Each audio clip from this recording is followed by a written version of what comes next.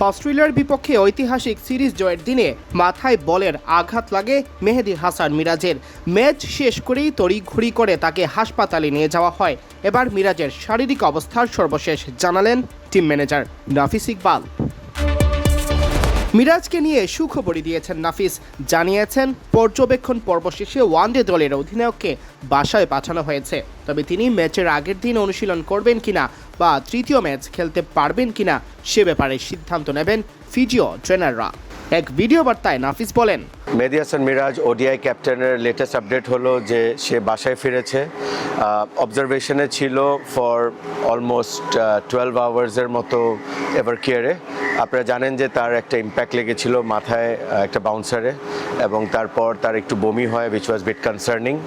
But এরপর সে খেলাটা কন্টিনিউ করে এবং খেলার পর immediately BCB doctors, BCB physio সব কিছু মিলে সিদ্ধান্ত নেন যে তাকে এভার কেয়ারে পাঠানো হবে। হাসপাতালে পাঠানোর আগে অবশ্য মিরাজ কোনো শারীরিক সমস্যা বোধ করেননি। এরপরও ঝুঁকি না নিয়ে ফিজিও ট্রেনারের পরামর্শে তাকে তাৎক্ষণিকভাবে নিয়ে যাওয়া হয় রাজধানীর এভার কেয়ার হাসপাতালে।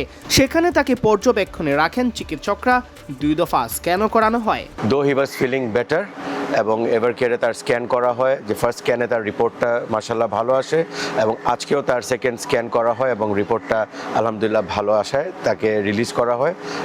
I am not sure about কালকে প্র্যাকটিসের ব্যাপারে, বাট ডেফিনেটলি তার সাথে যোগাযোগ করবে আমাদের ডক্টর এবং ফিজিও, এবং অ্যাভেবিলিটির ব্যাপারে ইনশাআল্লাহ কালকে আলাপ করা যাবে।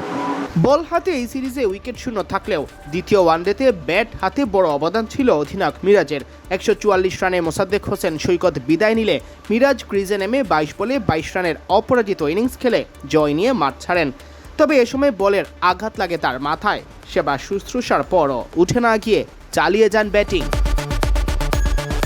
কনকাশনের শঙ্কা থেকে মিরাজকে ম্যাচ শেষ হতেই মেডিকেল টিম নিয়ে যায় হাসপাতালে। সেখানে তার প্রয়োজনীয় পরীক্ষা নিরীক্ষাও করা হয়। সিরিজ জয় নিশ্চিত হয় শেষ ম্যাচ বাংলাদেশের জন্য হয়ে উঠেছে কেবলই আনুষ্ঠানিকতার। তাই বিশ্রাম প্রয়োজন হলে সিরিজের শেষ ম্যাচে নাও দেখা যেতে পারে তাকে। ইতোমধ্যে বিশ্রামের জন্য জিম্বাবুয়ের বিপক্ষে একমাত্র টেস্ট থেকে ছুটি নিয়েছেন এই অলরাউন্ডার। সিয়াম চৌধুরী, বিডি ক্রিক টাইম,